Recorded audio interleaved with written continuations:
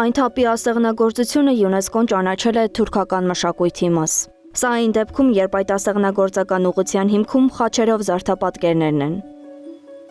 Նկարիչ այն թափի ասեղնագործությունը աշխատության հեղինակ Հրազդան Թոքմաջյանը նշում է, որ ցավոք մենք վաղուց օրակարգ չունենք, եւ այս հարցը փաստացի տանուլ ենք տվել։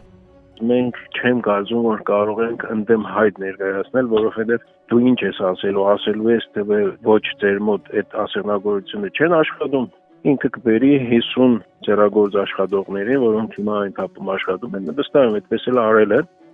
Ազգագրագետ Տաթև Մուրադյանը տարիներ առաջ աշխատել է ՅՈՒՆԵՍԿՕ-ի Հայաստանյան գրասենյակի աշխատանքային խմբում։ Ծանոթ է հայտերի գրանցման ձևին, կարգին, ամբողջ գործընթացին։ Հարց ունի.